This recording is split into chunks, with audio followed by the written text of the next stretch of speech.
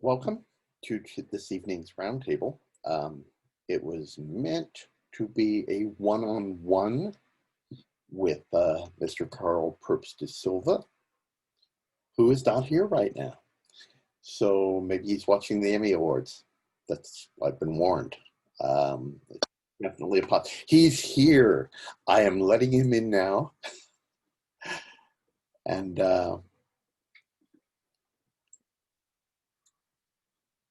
hello, Mr. daSilva. You are muted for some reason. Are you? There you go. There you go. How are ya? I'm doing great. How are you? I am doing well. I'm letting in our single guest. Yeah, the Emmys are on, Yeah, I know. I don't know if anybody is going to give up the Emmys to talk to us. Let me let Phyllis in here. Yeah, watching the Emmys in the living Here we go. room. So Yes, I finally let you in, Phyllis. I didn't even realize when you scheduled this that there was Yeah, it's Emmys. I didn't realize that the Emmys were tonight either, but that's and strangely enough, out of all of the award shows, the Emmys is easily my least favorite award show. But their virtual award show is actually the best Emmys I've seen in a long, long time. So there you go. Go figure. I don't know if you've watched any of it. Schitt's Creek took all of the comedy awards, and I don't know if you have had a chance to see Schitt's Creek. Kaisa and I have been binging it for the last have not. weeks. What? I haven't. It is possibly, but it's definitely on the list now. It's wonderful. It's a wonderful, wonderful show. It's funny. It's touching. I don't think there was a single episode where I wasn't laughing out loud and weeping simultaneously. It's a really, really good show. So it's winning everything. It's won everything so far. Every single. I was talking to my sister, and she said, I'm amazed that they're actually pulling off the virtual thing. And I said, really, all they really needed was a single camera and microphone in Canada, and that's it. But hey, Carl, it's good. How you doing? It is going very, very well. And aside from all of the crap that's going on in the world.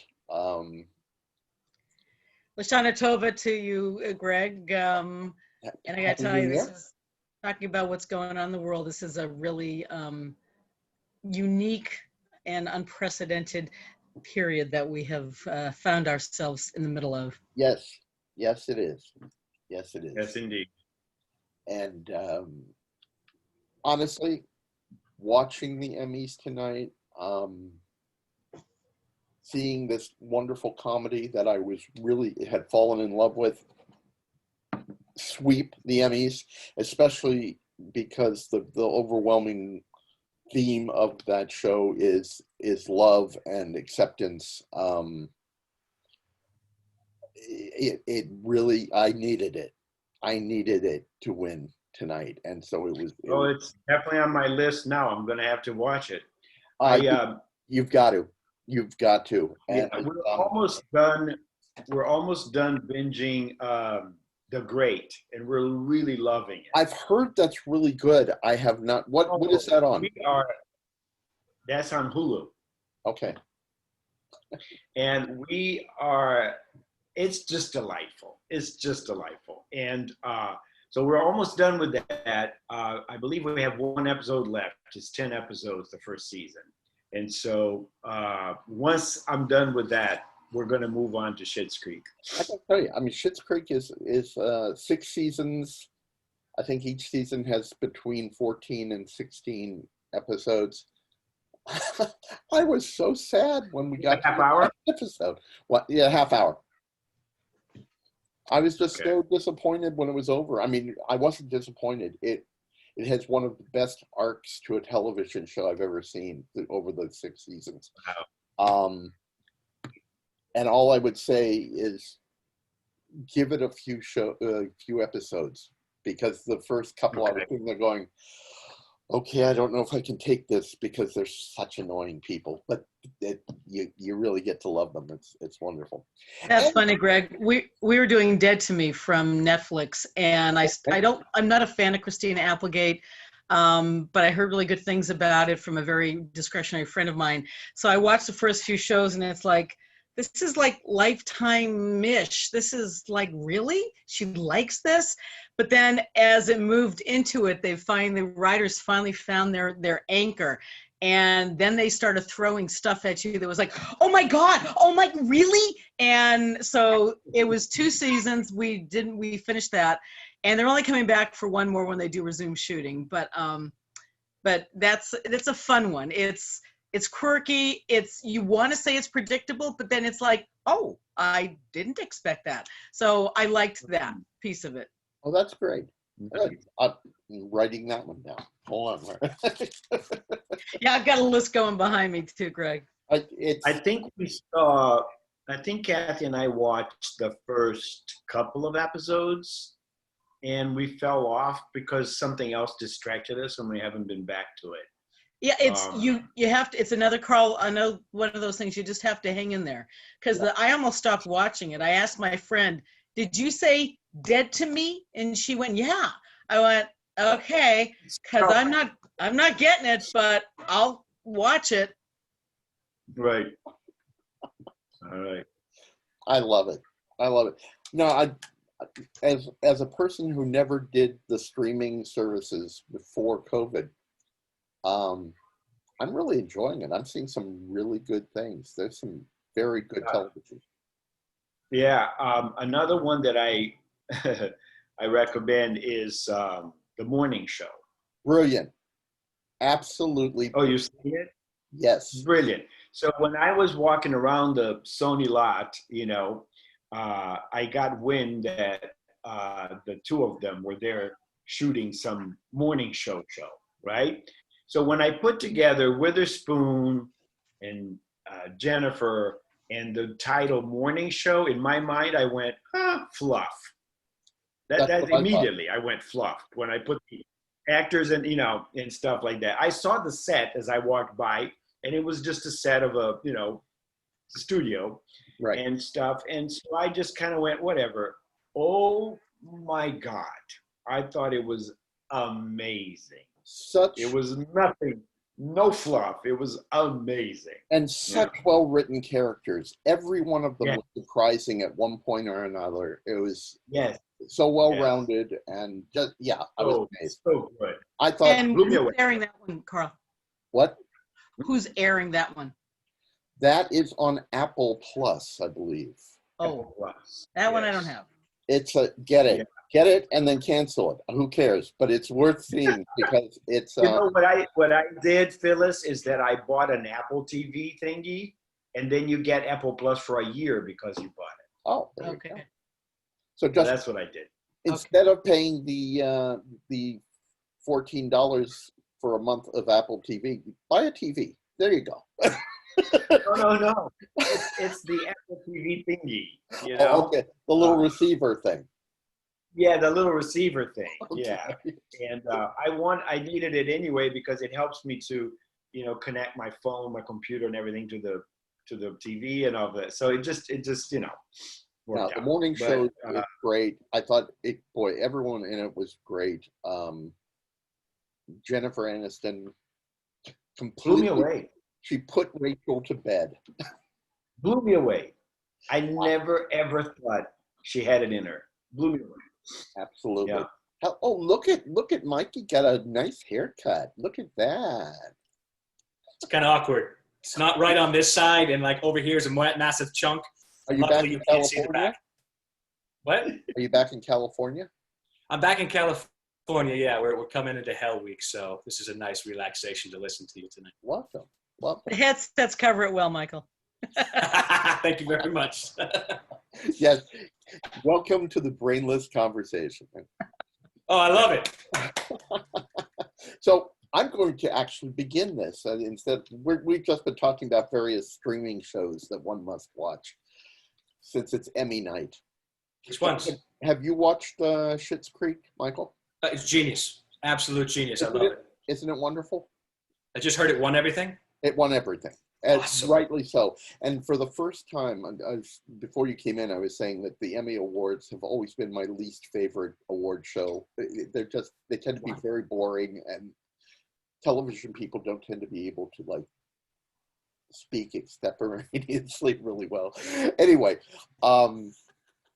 this one, Kais and I were literally leaping up and down cheering each time they won one of the awards. It was Nice. We were so emotionally invested in that show. Good. Well deserved. It's just wonderful. Yeah. So I wanted to ask you, Carl, moving away from TV, Yes. what was your first theatrical experience? I don't think we've ever talked about that. No, I don't think we have. I was 12 or 13, and my mother was an actress, and they needed a young boy to play one of the characters in a flashback. And they said, this kid's here in every rehearsal because his mom. And that was it. Yeah, and this was back in Brazil, and the play ended up going on a national tour. And I traveled from city to city doing this, and I even won a couple of awards along the path. Yes, it was very interesting first experience. So your mom was an actress. Yes. Um, Yeah, she was actually an amazing actress. I'll never be as good as she was ever. You know, she was just, she was incredible. She was great. what was your first theatrical memory of probably her, I'm assuming?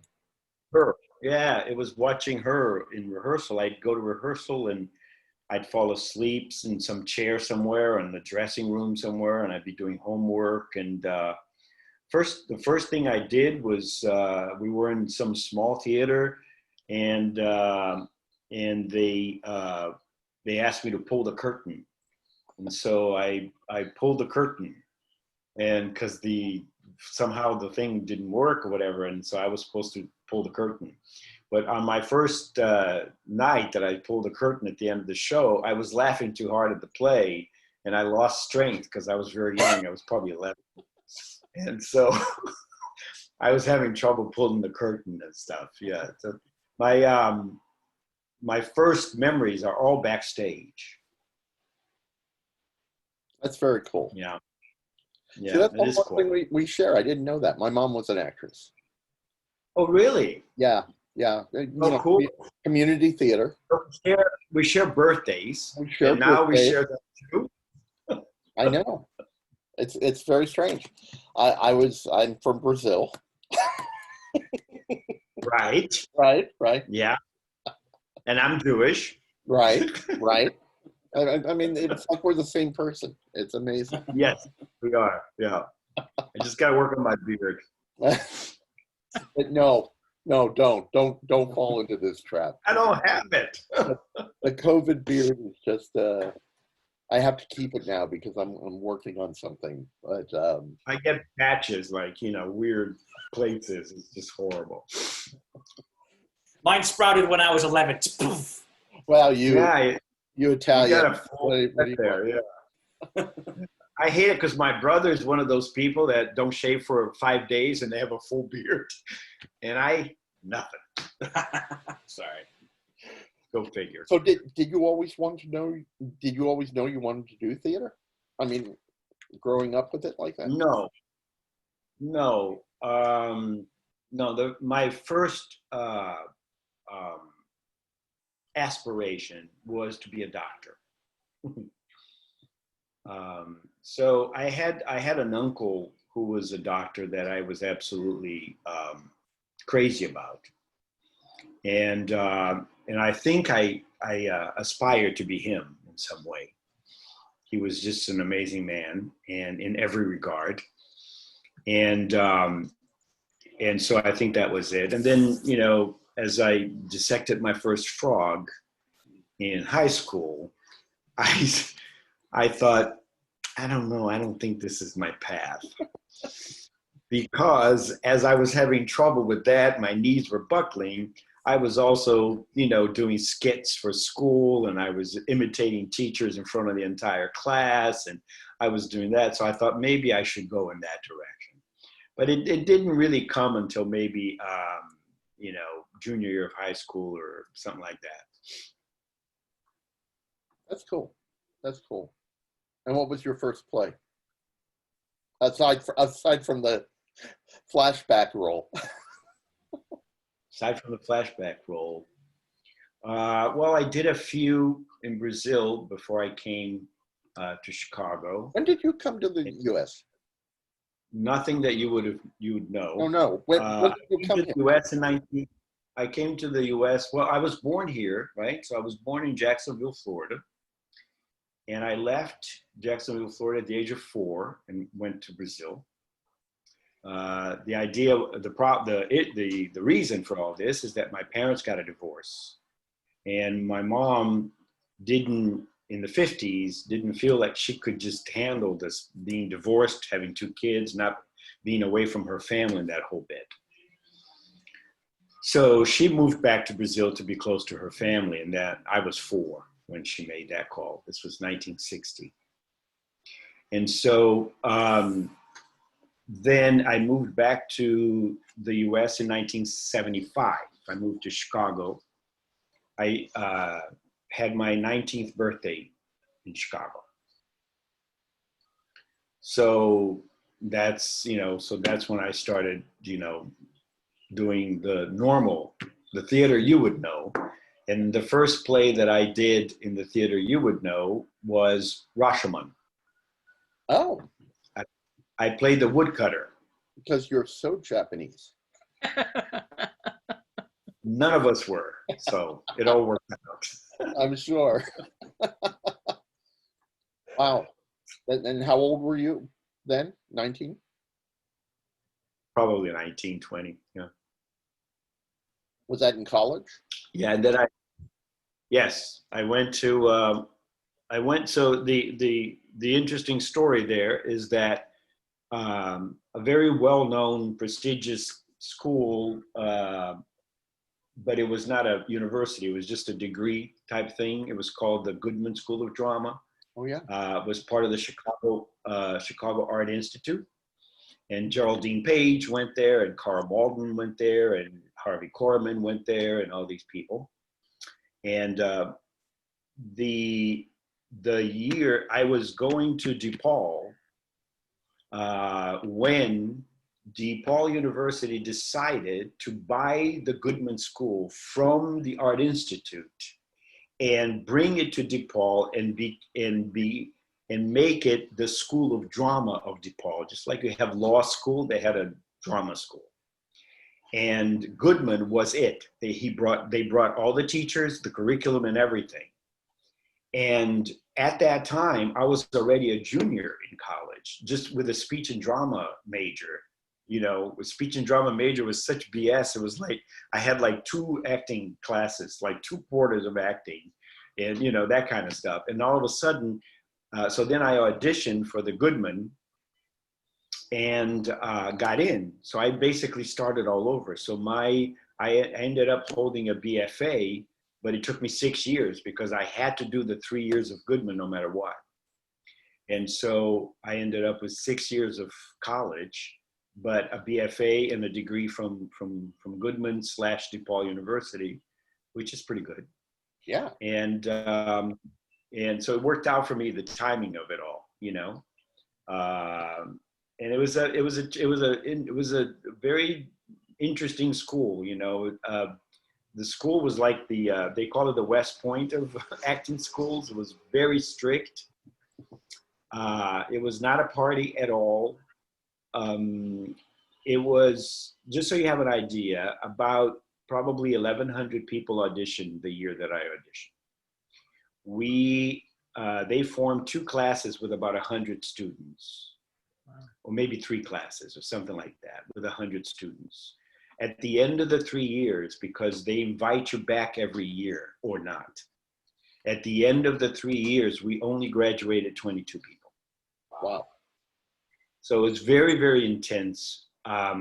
You couldn't be 5 minutes late for a class. The moment the class started, like if the class started at 9, they closed the door at 9. And you were out if you didn't show up. And of course, absences were looked upon badly. So you wouldn't be invited if you had a lot of absence. So it was very, very intense. I mean, it was not what most people think of an acting school where you're just having a lot of fun and giving massages in the lobby and that kind of stuff. It wasn't like that. You know, it was just. Wait, I want to go to massage acting school. Yeah. It was terrifying and very intense.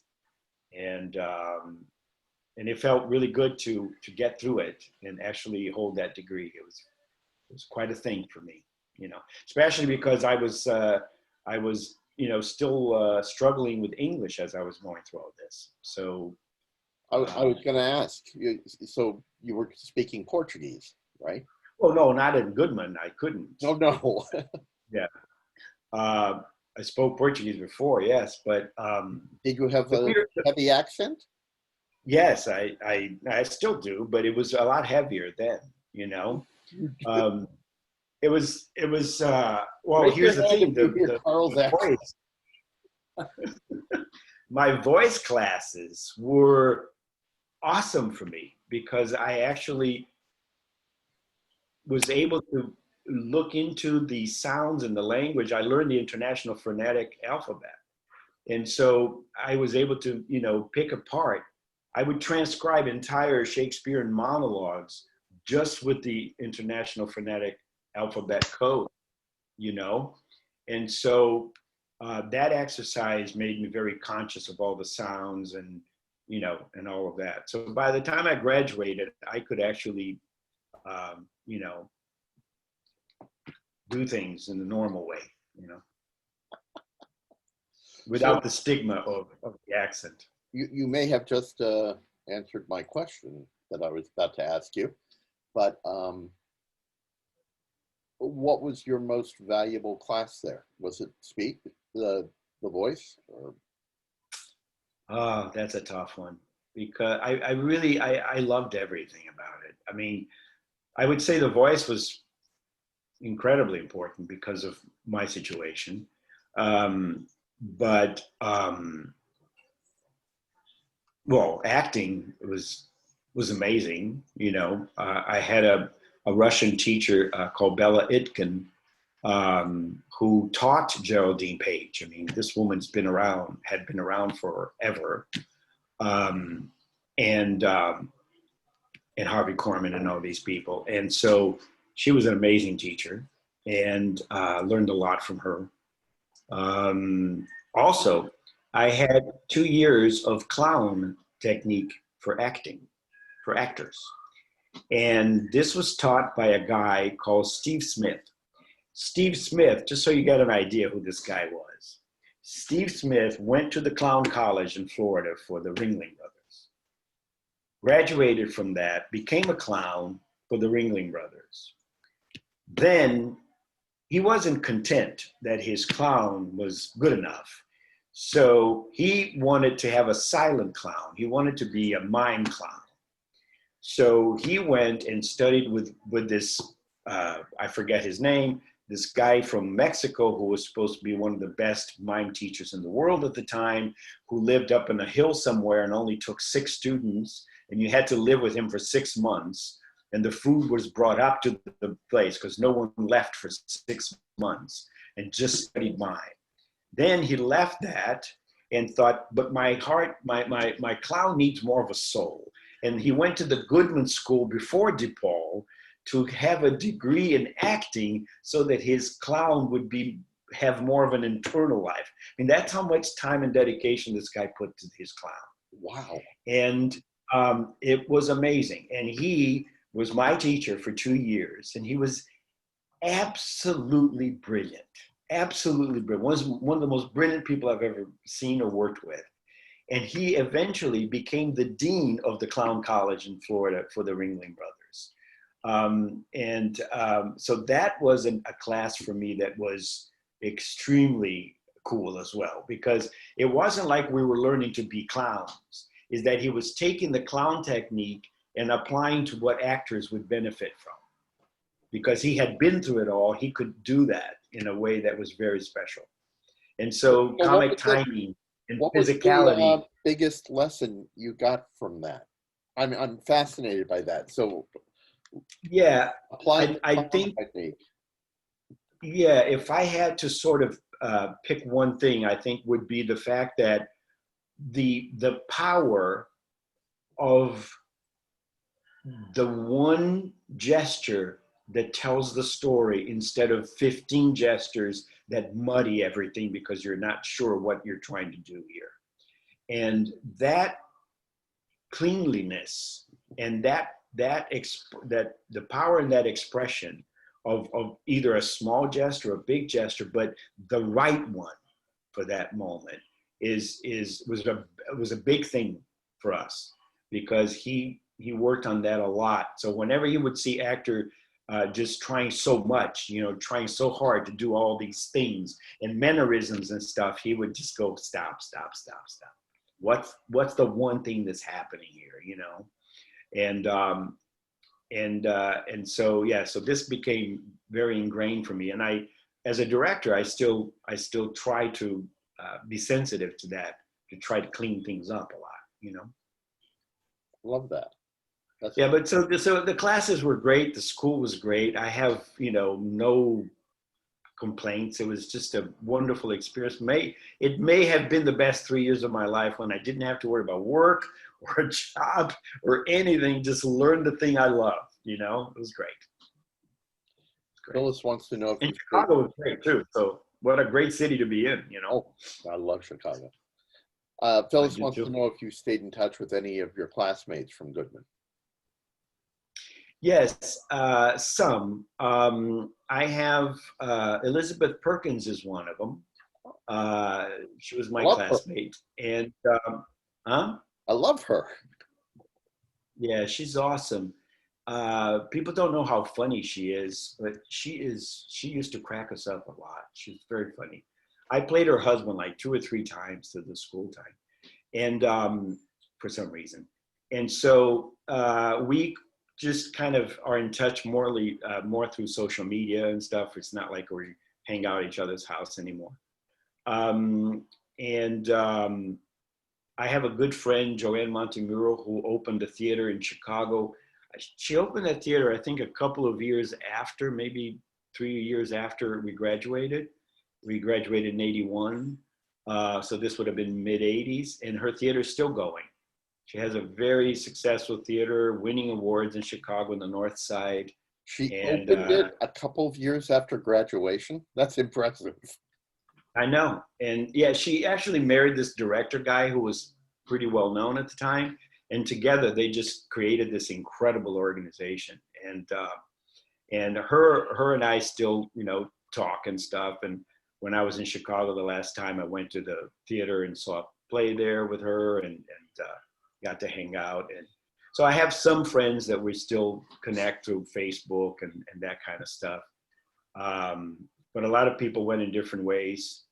I don't know if you remember a series in the 90s called Elliot Ness. Yeah.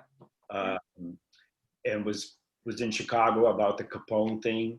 And the guy who played Elliot Ness was one of my schoolmates, who graduated with me. And so a lot of people did okay. That's great. But it's hard. It's hard to keep up. Oh, yeah. I mean, it's been a while since college. It's been a while. Yes. I know it is for me. Oh, bye. Yeah. Do you have a favorite show? Show, Hmm. as in play, or Yeah. Yeah, we did the TV thing. We did play. oh, yeah, no, that's a hard one. That's a hard one. Well, one of my favorite shows is the one you directed, Good answer. Noises. Love Noises. Yeah, it's a good. Yeah, I love that play. And another favorite one is the one I did, which was Waiting for Godot. I love that play as well. Always have. As a matter of fact, when I was at DePaul and I was still, working through all this, I turned to my history of the theater teacher, and I told them, we're going to have summer off, and I said I can't afford to have summer off. I got a lot of catching up to do. I told them, and I said what I want from you is a list of every play that any regular American kid that's grown up here and is involved in the theater would know, because I certainly don't. And so he created a list with all the classics that you would need to know back in the late 70s, Death of a Salesman, Streetcar Named Desire, all of that. And Godot was in that list. I devoured that list, obviously, through the summer, and went back for him for a second list, actually, before the summer was over. But I read Waiting for Godot back then, and I was probably 20. And I loved it so much. And this is so weird, because some people just look at that and they go, what? But I loved it so much that I actually was the only play in the entire list that I went and read it again. Really? I read it twice. Yes.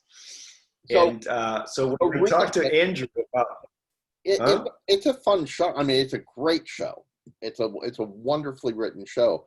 But I'm picturing what, 20-year-old, 21-year-old reading it. And what appealed to you about it? What did you see in it? I don't know. I just loved it.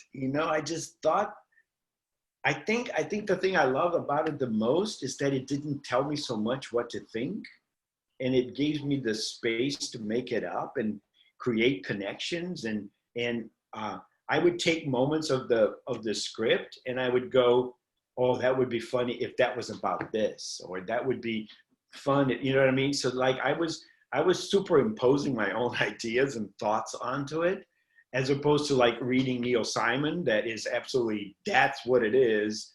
And there is no way around that, I loved reading Neil Simon because I laughed a lot, but it didn't get my imagination going as much as, that. It might have been that.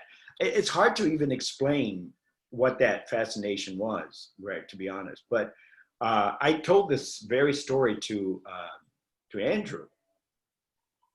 And that's how that Godot thing came about in the studio, because he was in the early days of trying to move the studio in a different direction. Yes. And so we tried a few like normal plays that we all thought we should do. We couldn't get rights. And so he just sat in front of me and he goes, so let's think outside the box. And I told him the story about Godot, and I said, I would love to direct Godot. And he said, done, because we can get the rights for that. Let's do it. So I loved it. I loved every minute of that experience. And it was fun. That's great. I think the scripts that I've read, I know exactly what you're talking about. When you sit there and there's no stage direction, and there's sometimes not much punctuation, and you really have to sit there and, I guess, see it in your mind to truly understand it. Yeah, there is no show without what you bring to it, because what's on the page is literally But I speaking love of that. the studio theater, that's exactly how I felt when I got Cock to direct, because Mhm. it's got nothing. And it's Mhm. mostly, I mean, there's no punctuation. There are pages where half the page is blank because half the page is blank, and it's and I know when I spoke to Andrew about directing that one, I think he was a little frightened because it was certainly not in my my wheelhouse. Right. But it was exciting. It was Yeah. exciting to do something like that and Very exciting. to really take a script and build the show around it. Right. There's basically two kinds of directors. You could say about two kinds of anything about anything, but there's basically two kinds of director. The director who just basically is looking to stage what is on the page, right? And so is following the directions that are on the page and trying to be as And then there's the other kind that is just using the script as an excuse to do a show.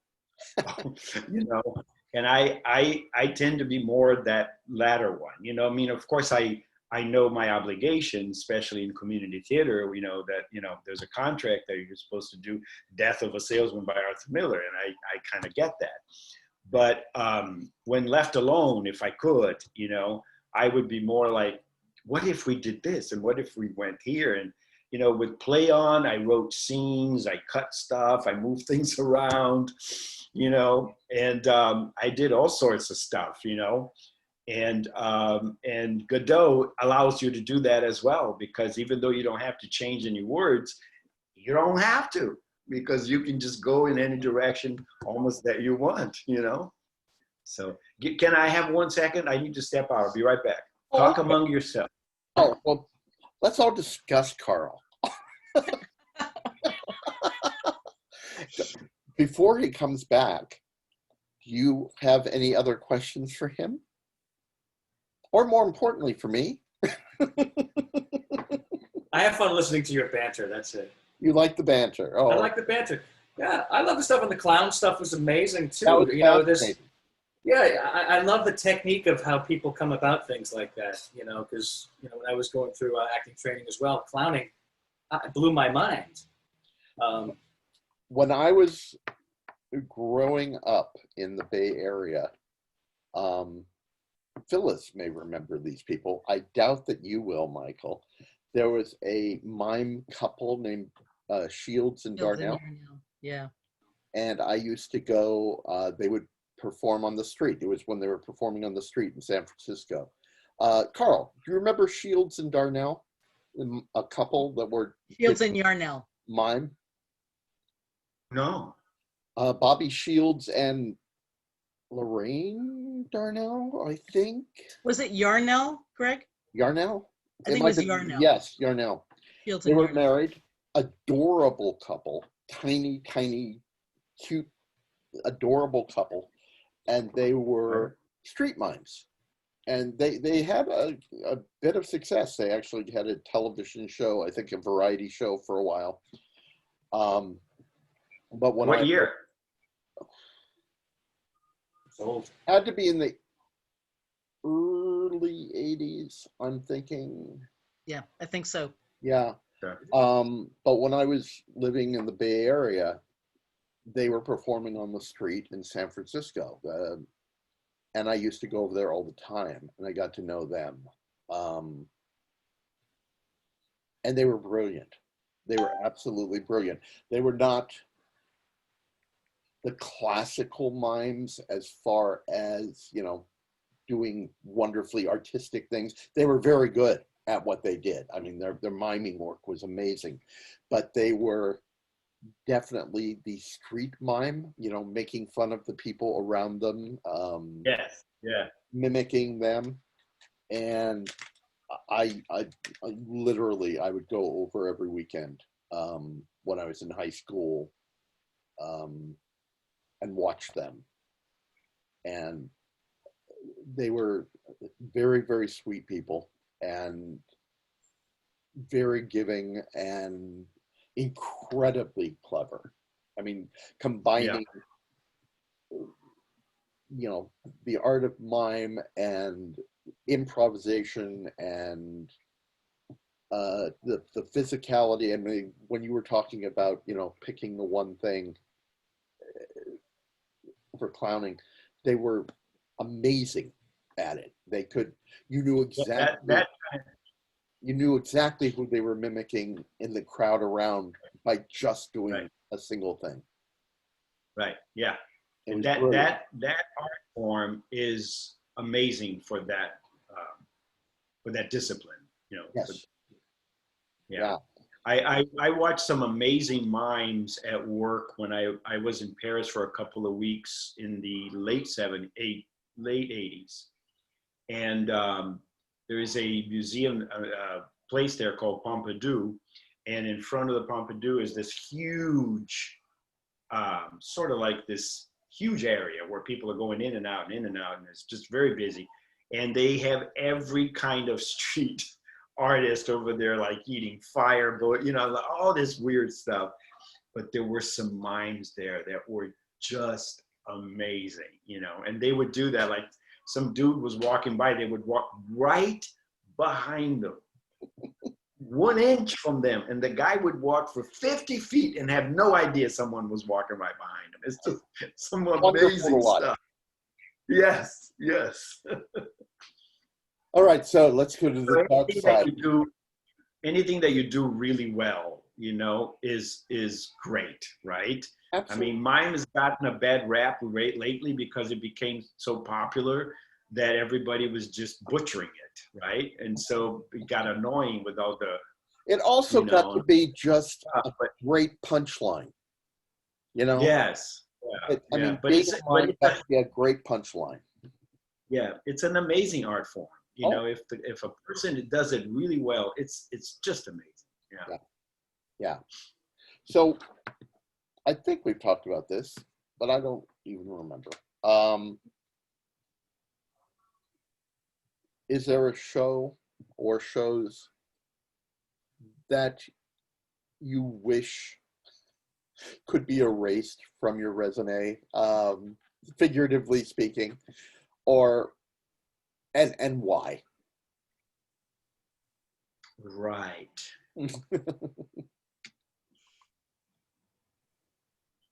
Good question.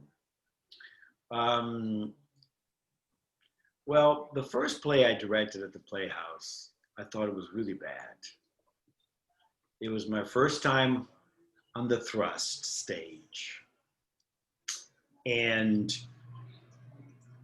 I never had directed that or learned about it. So all the technique that I've learned, because after I graduated from acting, I started directing very shortly after that. I graduated in 81, and 83 I directed my first play, and I just loved it. And so I started taking classes and studying with people and stuff to understand directing, you know, because I had such a good experience in a learning environment for acting that I wanted to do the same for directing. I didn't want to just kind of wing it, you know? And so I knew what I was doing in terms of, you know, focus and balancing a stage and all of these things, except nothing worked on a thrust because every technique that I learned had to do with someone sitting here and looking inside this box, right? So what I would do, like a crazy kid, well, crazy man, is I would block it and I would look at the scene standing in, say, in the stairs between A and B, and then I would look and that looks pretty good. And then I'd run over to C and I go, oh my God, this looks like shit, you know? And then I would fix the C look and then I would go to D and E and like, oh my God. You know? So I was blocking through Tech Week, you know, because I was so unhappy with thing because I kept running and sometimes I'd run right to the stage and the actors would just go, what happened here? A director just ran by because I wanted to get there so fast. It was and it was one of those plays, was called The Butler Did It. Oh, It was one of these plays where most of the scenes are everybody on stage scenes. So you have a bunch of people, right, in a proscenium with all this furniture. And I was like, I don't know what I'm doing here, So it was a struggle. It was a real struggle. I couldn't understand the difference between the two. I struggled with that, proscenium and thrust. And the show did well audience-wise because, Murder Mysteries is great. But every time that I would stand there on an evening and I'd watch the playhouse fill up, and I think, they're crazy. This is a horrible show. I don't know why these people are here. But so it is what it is, right? But it was my learning experience of the downstage. Were you positive that it would be your last show at Long Beach Playhouse? I wasn't sure. It was Lorraine. No, what's her name? It wasn't Gigi yet. It was Elaine Herman. Yes, Elaine. It was Elaine Herman at the time that hired me for that, and I wasn't sure. I really wasn't, because I thought, oh my God. How did you get hired? I thought it. That sounds horrible. What were they thinking? No, I mean, it was not an easy thing to get hired at Long Beach Playhouse. I know it took me It was not. years It was not. to get in. Yes. Yeah. I sent my resume in, and then I came and interviewed with Elaine, and she gave me a shot. Wow. Yeah. You must interview great.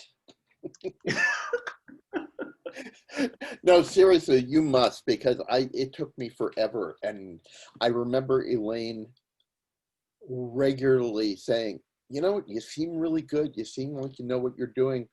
But I just don't hire people that I haven't seen their work. And I said, come see my work. I've got shows going on over here and here. She said, I'm too busy to go see shows. It's like, yeah. Well, it was so frustrating. And I got that for years. And honestly, I lucked out because a director dropped out and she called me because they were desperate. And then luckily I didn't have a who knows? like you did. They might have been desperate when she hired me too. Maybe no one wanted that slot. Maybe it was Christmas or something. I don't know. Maybe they knew it was a crappy show. Maybe they thought, oh God, this is such a stinker. Let him get screwed with it. I don't know. I really don't know what happened there behind the scenes. I didn't know many people, so. Did you, was it soon after coming to Long Beach that you got that, or what brought you to Long Beach? No, it was about 5 years after I moved here. What brought you here? Well, what brought me here was work. I lived in Studio City, and I got a job in Long Beach. What? No, that's where Michael is. I see. Me too. Studio City. You in Studio City? Oh. No, Yeah. I'm in Long Beach. Okay, well, hey, Wonder Twin Powers still. I'm in Orange. Screw me. Right.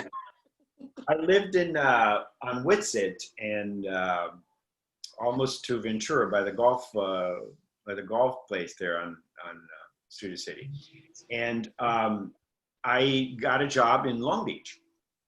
So I was doing this commute, and my mother-in-law lived in Garden Grove. And so I thought, okay, so if I lived near work and near her, this will be good for everybody. And so I moved down here for that. And then 5 years later, you got Back in 1999, April 1999.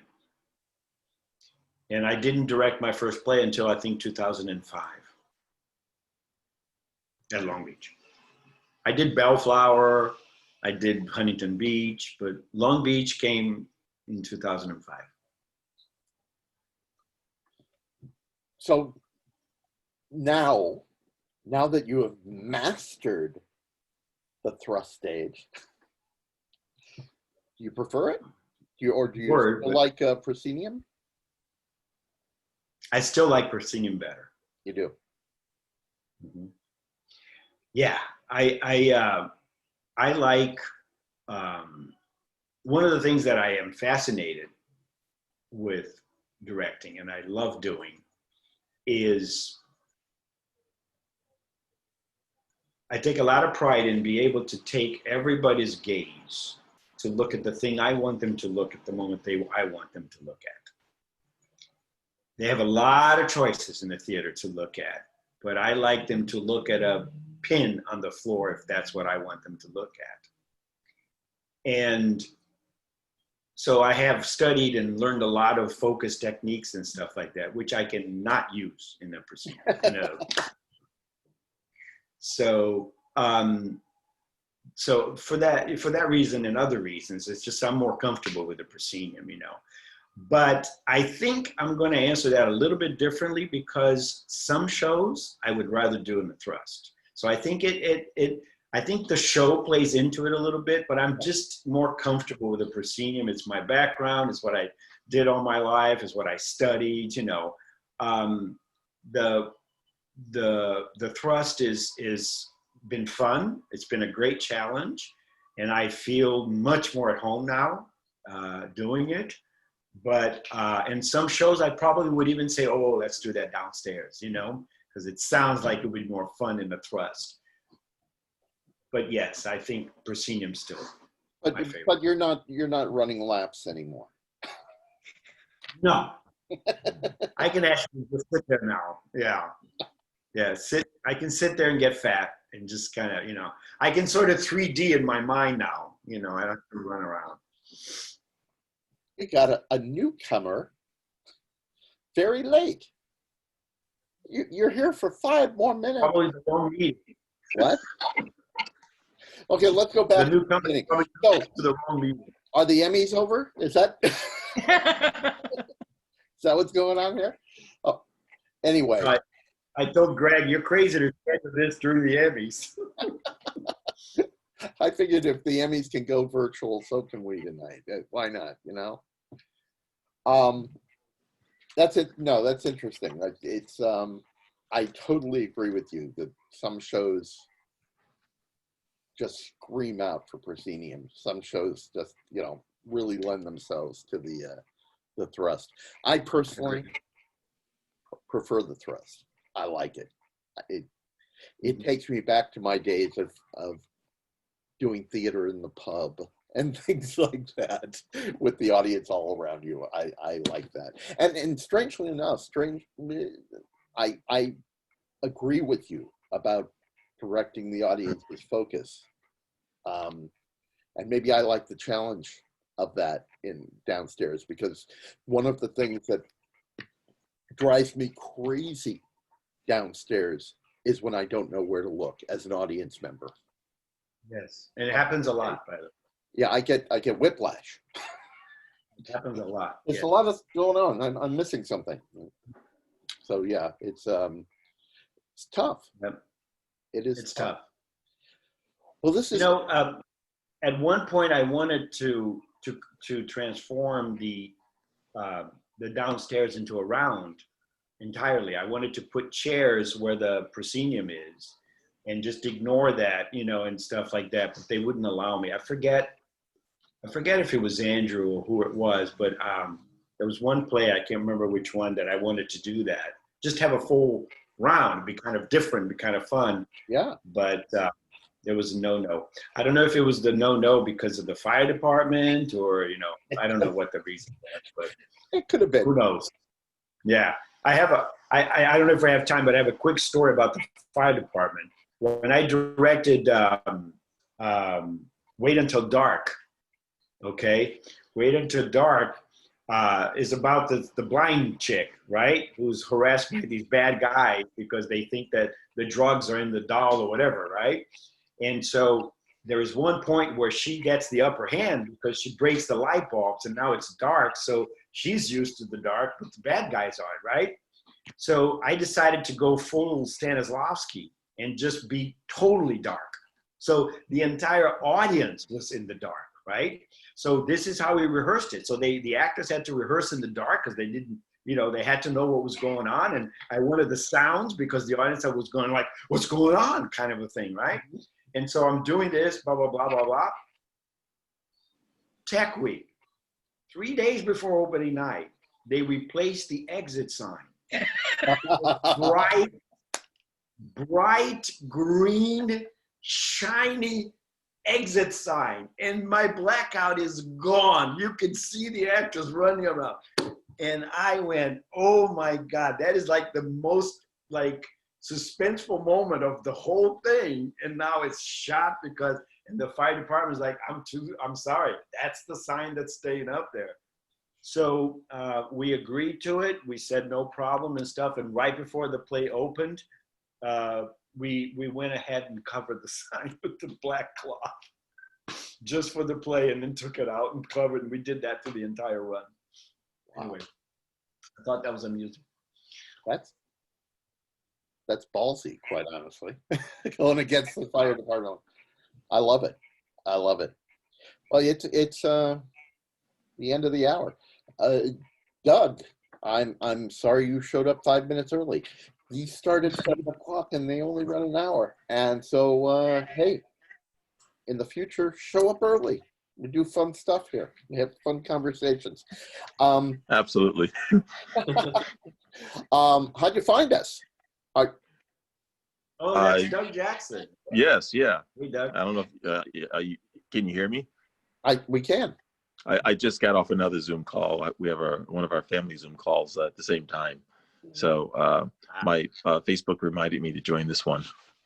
Well, talk to your family. They need to change things. Well, thanks for joining us. It's great. Will do. I had to catch a part of it at minimum. I'm glad. Yeah. And that's wonderful. Yeah. And you can watch the whole thing. I'll be putting it up on Facebook. So okay. All right. I'll be looking for that. Carl, my twin. It's yes. As always, it's delightful. This was fun, and same here. Keep in touch. Come back to these. You're always welcome. You're always welcome to these. And I'll be back. Let me just think. Yes, I will be back next week. It was weird taking a week off, and I felt really out of sorts because of it. But I will be back next week with something fascinating. Who knows what it will be. Thank you all so much. Good seeing you, Mike and Phyllis. Thank you, Carl. Thank you, Carl. All right, take it. We'll be back next week, and then be safe in the meantime, and got my sanitizer. Right. Hi, Kathy. How are you? And we're out of here. Oh, look. Some line to finish up. Here we go. Bye, everybody. Good night. Take care. All right. And good night, Carl.